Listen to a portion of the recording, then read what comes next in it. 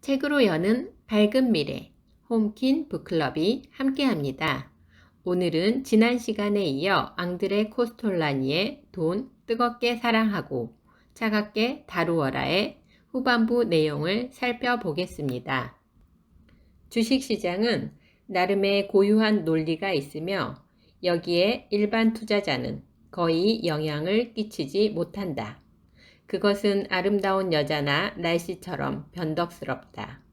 주식시장은 먹이를 유인하기 위해 수많은 마법을 동원하고 전혀 예기치 못한 순간에 찬물을 끼얹기도 한다. 그래서 나는 이 책을 읽는 독자들에게 이런 제안을 하고 싶다. 주식시장의 이런 변덕에 대해 항상 냉정함을 유지하고 왜 이렇게 변덕스러운지에 대해 어떤 논리적 설명도 찾으려고 하지 말라고 말이다. 나는 거의 모든 투자자에게 주식에 투자할 것을 조언했다. 그러나 성공하려면 수면제를 먹고 푹 잠이 들어 몇 년 동안 주식시장의 움직임을 듣거나 보지 말아야 한다고 말했다. 주식시장은 장기적으로 경제와 분리할 수 없다. 그 때문에 투자자는 국가 경제를 그리고 전 세계가 하나의 지구촌이 된 오늘날에는 세계 경제를 정확하게 관찰하고 분석해야 한다. 확실한 것은 도박성을 띤 투자보다는 주식을 여러 해 동안 보유하고 있는 것이 결과가 더 좋다는 것이다. 경제 성장의 추진력은 더 높은 생활 수준에 도달하고자 하는 인간의 욕구에서 비롯된다는 것이 나의 생각이기 때문에 경제는 앞으로도 계속 성장할 것이라고 확신한다. 세상은 항상 앞으로 나아가게 마련이다. 오늘날은 외환의 흐름이 워낙 거대해서 금본위 제도의 도입은 불가능해졌다. 19세기에는 금본위 제도가 그런대로 괜찮게 가능했다. 그러나 지난 세기와 현재의 경제 질서를 어떻게 비교할 수 있겠는가? 오늘날의 경제 제도에는 금본위 제도가 아니라 금융시장의 지휘자, 즉 훌륭한 중앙은행이 필요하다.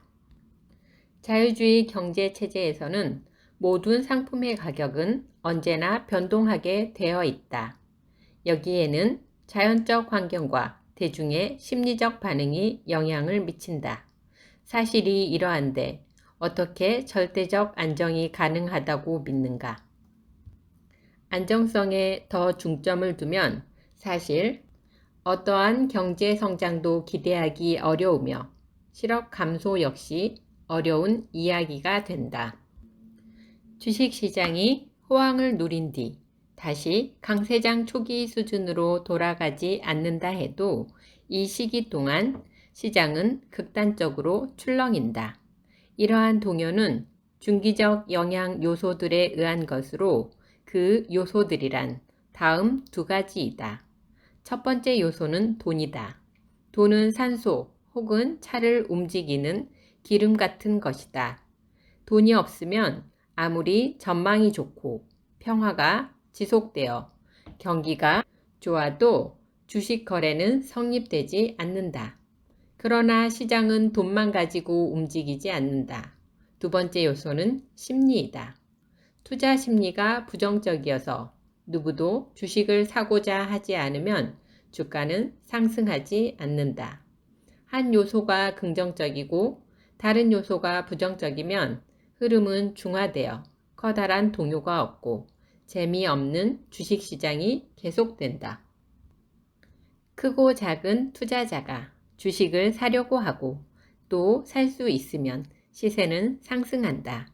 그들은 금융 시황과 경제 상황이 낙관적이라고 생각하기 때문에 사려고 하고 또 그들의 주머니와 금고에 충분한 유동 자금이 있으므로 쓸 수 있는 것이다. 이것이 강세장의 비밀이다. 똑같은 메커니즘이 반대의 경우에도 해당된다.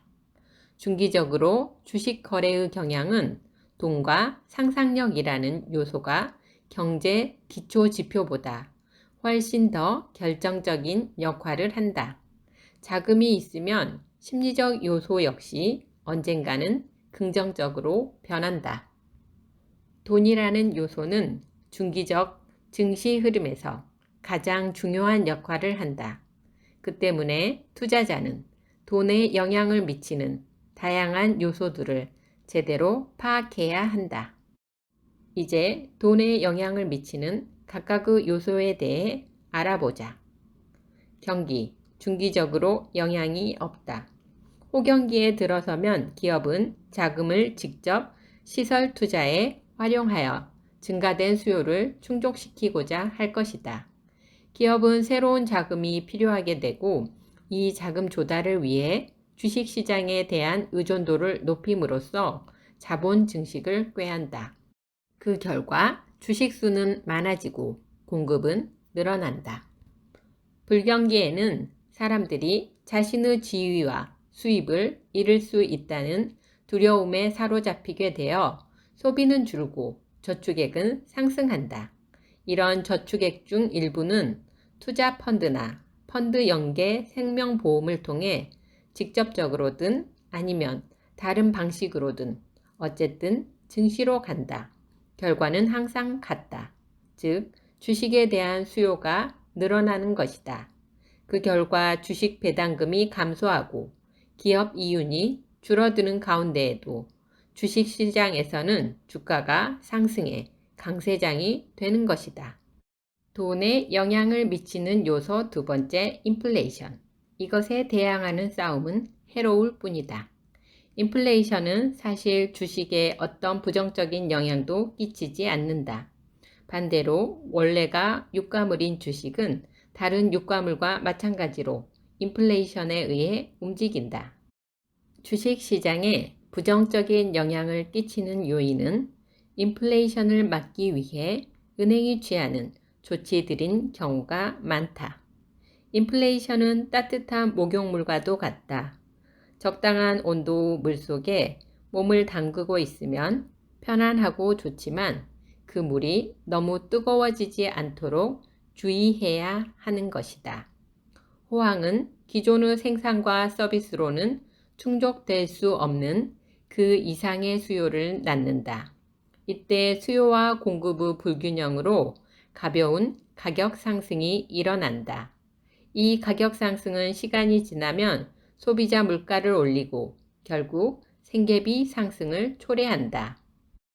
결국 화폐 가치가 너무 떨어져 실질 이자율이 마이너스가 되는 셈이다.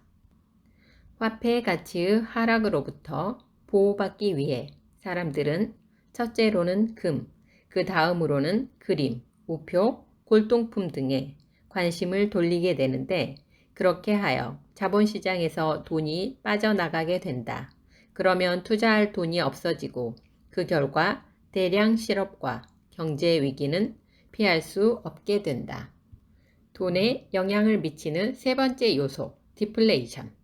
디플레이션이 오면 화폐 가치가 상승하고 모든 원자재, 상품, 증권 가치는 하락한다. 기업들은 제품이나 서비스에 대한 수요가 적은 데다가 가격 하락이 계속되므로 투자를 꺼리게 된다. 이러한 상황에서 주가가 떨어지는 것은 당연한 것이다. 돈에 영향을 미치는 네 번째 요소, 중앙은행, 금리의 독재자들. 금리는 임금 상승, 원자재 가격, 소비, 생산력 향상 등 경제의 모든 요소가 반영되어 결정되는 것이다. 금리 변동은 증권 시장에 큰 영향을 끼친다. 이자는 돈의 가격인 셈이다. 금리가 높을수록, 즉 돈을 마련하기 위한 가격이 높아질수록 대출 수요는 줄어들게 되고 반대로 금리가 낮아질수록 대출 수요는 많아진다. 이러한 방식으로 중앙은행은 통화량을 조절한다. 기업이 유동적인 자금을 많이 가지고 있다면 금리가 낮을수록 그 돈으로 설비에 투자하게 될 것이다. 중앙은행이 화랑과 침체의 균형을 잡지 못해 인플레이션율이 높아지면서 경제가 통제 불가능할 정도로 빨리 성장하면 그 결과는 치명적이다. 금리 상승의 결과로 초래되는 경제 위기는 다소 늦게 나타난다. 즉, 자금 조달 비용이 너무 높아 기업이 투자를 멈추거나 꺼릴 때까지는 시간이 걸린다는 말이다. 중앙은행이 일단 금리를 높이기로 결정했다면 주식 시세가 하락하는 것은 이제 시간 문제다. 이전까지 주식 시장의 분위기가 좋았다면 그만큼 떨어지는 폭은 커진다.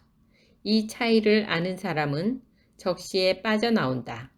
주가가 바닥일 때 시장에 들어온 투자자는 큰 부를 축적할 수 있다. 폭락은 사실 투자자들에게 좋은 기회가 된다. 돈에 영향을 미치는 다섯 번째 요인, 채권. 채권 이자가 인플레이션율과 주식 배당금보다 훨씬 높다면 당연히 선택은 채권으로 넘어간다. 그와 반대로 장기 채권 이자가 낮고 주식시장의 위험을 감소하고자 한다면 돈은 주식으로 넘어간다. 여섯 번째 요인, 외화. 달러로 무엇을 할 수 있을까? 유로화가 도입되었을 때 나는 그것이 증권시장에 좋을 것인지 아니면 나쁠 것인지 곰곰이 생각해 보았다. 내 답은 항상 같다. 나는 모르겠고 누구도 알지 못할 거라는 사실이다. 그러나 이 질문은 한번 해볼만 하다. 왜냐하면 외환 시세는 돈이라는 요소에 간접적으로 영향을 미칠 수 있기 때문이다. 중앙은행은 자국의 화폐 가치 안정성만 관찰하는 것이 아니라 자국의 환율 변동도 예의주시한다. 인플레이션의 결과 환율이 약해지면 중앙은행은 타국 화폐로 자국 화폐를 사는 방법으로 외환 시장에 개입해서 이것을 저지하고자 한다. 그러나 외환 보유고가 충분하지 않을 경우 자국 통화에의 투자를 매력적으로 만들기 위해서는 금리를 올리는 수밖에 없다. 반대로 환율이 너무 높아서 세계 시장에서 경쟁력을 잃고 결국 수출 산업이 위기에 빠지려는 나라는 우선 금리를 낮춘다. 일곱 번째 요인, 대중의 심리. 자금이 유동적이든 유동적이지 않든 증시가 돈에 어떻게 반응하는가 하는 것은 사람들의 심리에 달려 있다. 증권시장은 대중심리 바로 그 자체이기 때문이다. 이것에 대해 더 자세히 알고 싶은 사람은 구스타프 르봉의 군중심리를 읽어볼 것을 권한다. 개개인의 결정의 합이 얼마나 강렬한 것인지, 즉 대중심리적인 반응이 얼마나 격렬한 것인지와 대략의 시기 정도는 경험 많은 주식 투자자라면 어느 정도 예감할 수 있다는 결론에 도달했다. 증권 심리학. 당신은 부와 내동파인가 소신파인가? 크게 보아 나는 주식 투자자를 부와 내동파와 소신파 이 두 가지로 분류한다. 소신파는 말 그대로 투자자이다. 장기적으로 보면 그들은 승자에 속하며 그들이 수익을 보는 것은 결국 부와 내동파 덕분인 경우가 많다. 어떤 사람이 돈을 가지고 있는지 아닌지는 재산의 많고 적음으로 결정되는 것이 아니다. 내 정의로는 온전한 자기 돈을 가지고 있고 부채가 없을 때 돈이 있는 것이다. 나 역시도 증권 투자를 위해 때때로 빚을 진 적이 있었다. 그러나 그 결과는 항상 좋지 않게 끝났다. 특히 1950년대에 체험한 경험은 매우 쓰라린 것이었다. 당시 뉴욕 증시는 상승 국면을 타고 있었다. 나는 전기와 컴퓨터 부문을 유망 종목이라고 생각해서 관련 기업의 주식을 샀다. 그때 나는 더 많은 수익을 얻고자 나의 한계를 넘어 신용으로 추가 매수를 했다. 당시 미국 대통령은 아이젠하워였는데 아무도 예상하지 못한 일이 벌어졌다. 1955년 아이젠하워에게 심장마비가 왔다. 다음날 월스트리트의 주가는 10에서 20%까지 떨어지는 폭락을 보였다. 나는 증거금을 더 내야 하는 처지에 몰리게 되었다. 그 다음부터는 더 이상 대출을 받을 수 없어 할 수 없이 가지고 있던 주식을 팔아야 했다. 물론 손해를 보고 말이다. 그런데 며칠이 지나 아이젠하워가 건강을 회복하자 증시는 다시 활기를 띠기 시작했고 곧 옛날의 시세를 회복했다. 내가 가지고 있었던 주식은 시세가 10배나 올랐으나 내게는 이미 버스가 떠나간 뒤였다. 이러한 경험을 통해 나는 확실하게 깨달은 것이 하나 있다. 절대 빚내서 주식 투자를 하지 말 것. 중요한 것은 생각하고 난 뒤 주식 거래를 해야 한다는 것이고 또한 상상력을 가지고 있어야 한다는 것이다. 그리고 자신의 생각을 믿어야 한다. 상상력이 투자자에게 얼마나 중요한 덕목인지를 설명했다. 나는 상상력이 지식보다 중요하다고 말한 아인슈타인에 절대적으로 찬성한다. 상상력은 지식보다 중요하다. 다음의 이야기는 투자자의 상상력이 얼마나 멀리까지 내다볼 수 있는가를 보여준다. 전쟁 직후 이탈리아는 독특한 상황에 처해 있었다. 전쟁의 피해가 거의 없었으며 공장의 대부분은 온전하게 보존되었다. 그러나 원자재의 부족으로 공장 가동이 불가능한 상태였다. 보유한 외화가 없었으므로 이탈리아는 원자재를 살 수가 없었다. 이탈리아는 미국과 협력하여 이 악순환에서 벗어나고자 했다. 미국은 인가공 수출 조건으로 이탈리아에 모, 면, 인조, 비단 등의 원료를 공급해 주었다. 이탈리아에서 가공이 끝나면 일부는 미국에 수출되었고 나머지는 내수 시장으로 가거나 유럽의 다른 국가들에 수출되기도 했다. 1946년부터 이탈리아의 섬유 산업은 전성기를 맞았고 밀라노의 증시 역시 부활의 계기를 맞았다. 그러나 이러한 부활의 조짐은 섬유 산업과 직접 혹은 간접적으로 관련되는 산업 부문에만 제한되어 나타났다. 미국에서 이탈리아로 건너온 나는 당시 밀라노 증권거래소의 중개인이었던 친구에게 조언을 부탁했다. 그는 여기서 지금 뭘 하기엔 너무 늦었어. 좋은 물건은 값이 이미 너무 올랐거든.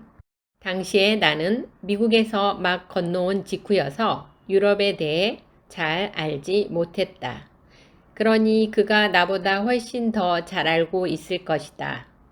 나는 그 주정에 동감하면서 이 케이크를 포기하기로 마음을 정리했다. 그런데 몇 주 후에 쭈리히 신문에 나의 관심을 끄는 작은 기사가 실렸다.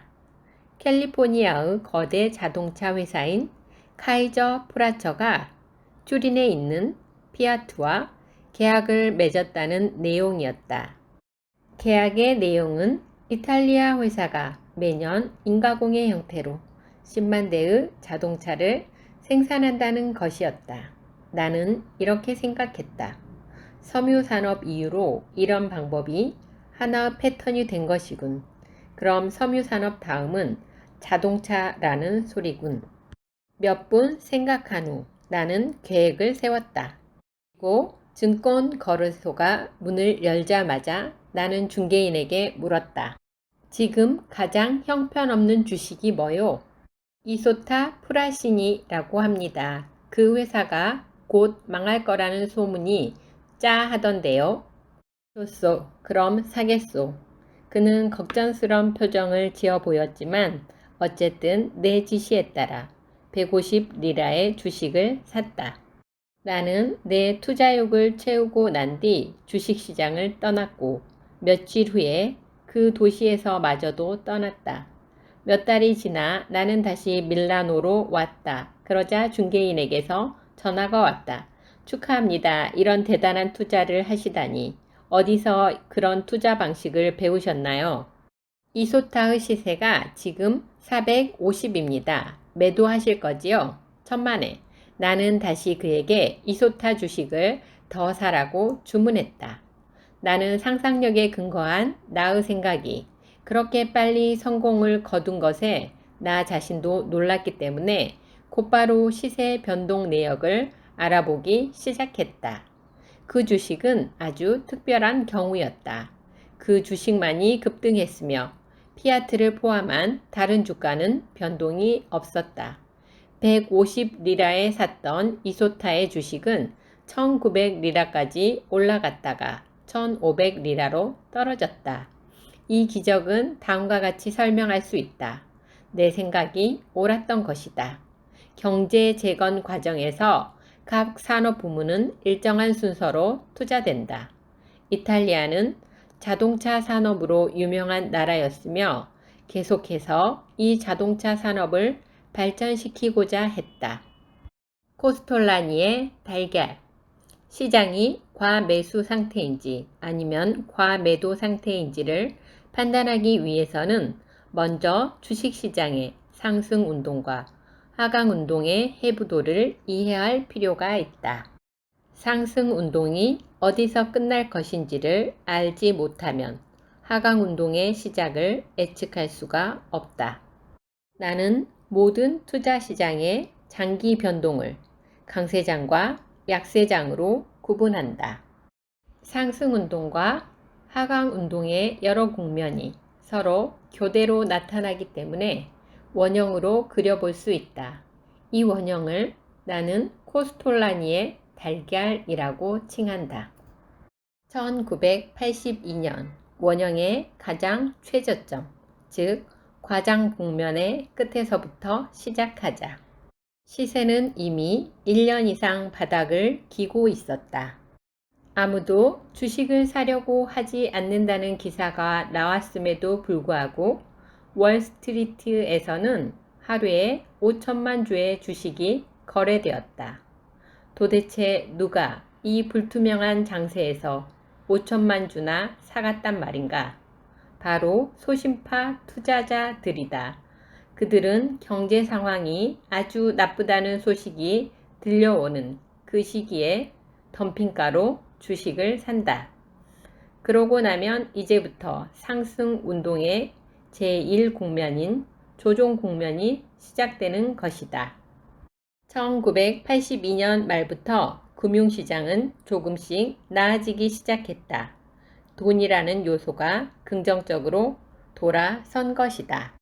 제2 국면의 단계는 외견상으로는 아무 문제가 없는 것처럼 보이지만 여기에는 시장을 자동적으로 세 번째 국면으로 넘어가게 만드는 위험이 도사리고 있다. 바로 이 세 번째 국면은 부하 내동파 투자자들이 매수에 참여하는 시기이다. 1987년 초에 시장은 제3 국면인 과장 국면으로 들어섰다. 부하 내동파 투자자들은 이미 올라갈 대로 올라간 주식을 사들이고 눈에 띄지 않거나 저평가된 주식은 거들떠보지도 않는다. 그럼 누가 이 부하 내동하는 소심한 투자자들에게 기록적인 값으로 주식을 파는 것일까? 물론 주가가 바닥을 기고 있을 때 미리 주식을 사놓은 소심파 투자자들이다.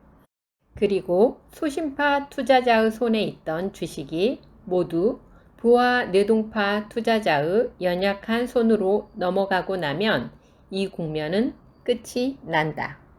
미국 연방준비제도 이사회 의장이 된 앨런 그린스펀은 인플레이션의 위험을 막기 위해 1987년 1월부터 여름까지 수차에 걸쳐 금리를 인상했다.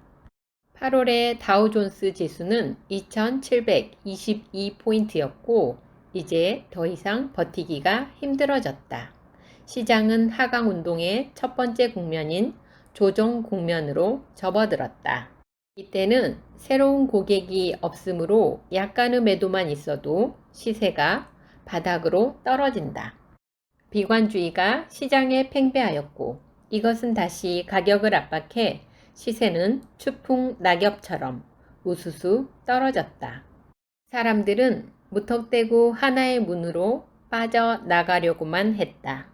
그렇다면 1987년 10월 19일 이 덤핑 가격에 주식을 산 사람들은 누구일까? 바로 소심파 투자자들이다. 그들은 돈도 가지고 있고 인내도 있었다. 언제나 손해를 보는 사람은 비싸게 사고 싸게 파는 사람들이다. 내 돈으로 산 주식을 가지고 있다면 시세 하락에도 평안할 수 있고 또 실제로 평안하다. 1987년에 나는 매수자 입장에 있지 않았으며 현금을 가지고 있었기 때문에 마음도 편했다. 또한 당시 대규모 폭락을 예상하고 있었으므로 이런저런 주식을 내다 판 후였다. 1987년에 주식시장 공황 이후 어느 날 나는 뮌헨의 한 박물관에서 강연을 했다. 나는 재정시장과 세계 경제에 대한 낙관론을 폈다. 사실 증시 붕괴 다음날 내가 낙관적일 수 있었던 이유는 당시 미국 연방준비제도 이사회의 의장이었던 앨런 그린스펀이 한 말 덕분이었다. 미국 연방준비제도 이사회는 경제 및 금융시장의 지원을 위해 자금 유동성을 늘릴 계획입니다. 그 말로 나는 위기는 끝났다고 생각했다. 1998년 시장은 다시 과장 국면에 들어섰다. 마침 세 가지 종류의 바늘이 나타났다. 동남아시아의 경제 위기, 심각한 상황의 러시아 재정, 그리고 과장된 투기 열풍에 대한 앨런 그린스펀의 경고 등이 다시 시세 하락을 부추겼다. 다시 세계적인 경기 침체와 디플레이션이 예견되었다. 미국 연방준비제도 이사회는 세계 경제 시스템의 붕괴를 막기 위해 자금을 풀었다. 이 조치는 소심파 투자자들에게 시장 회복에 종소리를 울렸다. 첫 번째 요소인 돈은 다시 긍정적이 되었고 시세는 떨어진 만큼 빨리 회복했으며 경제학자들이 예견한 침체기와 디플레이션은 오지 않았다.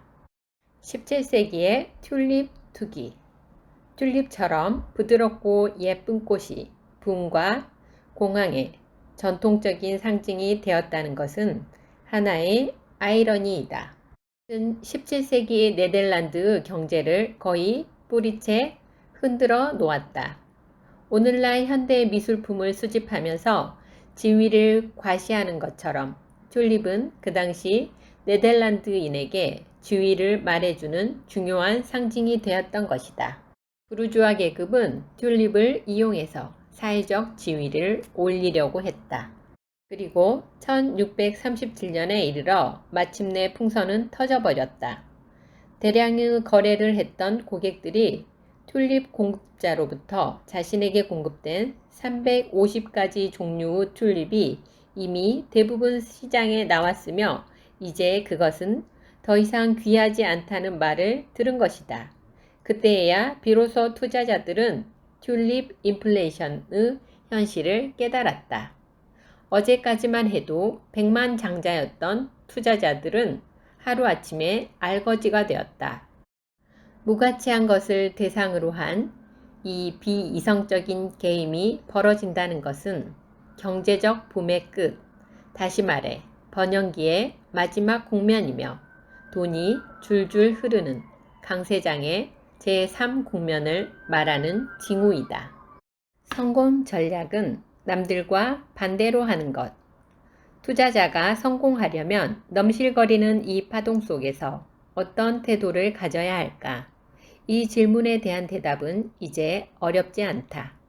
그것은 물론 소심파에 속해야 하고 남들과는 반대로 행동해야 한다는 것이다. 하강 운동의 과장기인 제3국면에서 매수해야 하고 매수하고 난 뒤에 가격이 더 떨어져도 동요하지 말아야 한다. 이 증권시장을 보는 기술의 핵심은 무엇보다도 현재 시장이 어디에 위치하고 있는가를 정확하게 아는 데 있다. 나는 유명세 덕택에 시장 분위기의 변화를 다른 사람보다 빨리 파악할 수 있다. 예를 들어 비행기 조종사가 나를 조종석으로 조용히 불러 투자에 대한 조언을 요청한다든지, 단골 카페의 웨이터가 다이몰러 주나 IBM 주 중 어느 것을 사야 할지 묻는다면 나는 시장이 과열되어 있다고 생각한다. 대중매체나 전문가들이 매도하라고 할 때 경험이 적은 투자자들이 이 여론에 반해서 매수하기란 정말이지 쉬운 일이 아니다. 따라서 투자자가 대중의 히스테리에 파묻히지 않으려면 훈련을 해야 하며 냉정하다 못해 냉소적이기까지 해야 한다. 이것이 바로 성공의 조건이다. 투자자는 용기도 있어야 하고 적극적으로 참여할 줄도 알아야 하며 게다가 현명해야 한다. 증권시장이라는 정글에 처음 들어온 사람은 얽히고 설킨 나뭇줄기에 어쩔 수 없이 발이 걸리게 된다. 그 때문에 나는 지난해 마지막 방법을 지시했는데 그것은 수면제와 우량주를 동시에 사서 사이사이에 울리는 천둥 번개를 의식하지 말고 몇 해 동안 푹 자라는 것이다. 이 좋은 대로 하는 사람은 잠에서 깨어나는 순간 기쁘고도 경이로운 순간을 체험하게 될 것이다. 지금까지 앙드레 코스톨라니의 돈 뜨겁게 사랑하고 차갑게 다루어라 본문 내용을 살펴보았습니다. 현명한 투자자 코스톨라니가 들려주는 마지막 처방, 수면제와 우량주는 험난한 주식시장에서 이길 수 있는 마지막 처방이 아닌가 싶습니다. 이 책의 내용은 투자자들에게 천군과도 같은 조언이 넘쳐납니다. 책을 꼭 읽어보시기를 권합니다. 오늘 준비한 내용은 여기까지입니다. 구독과 좋아요는 사랑입니다. 감사합니다.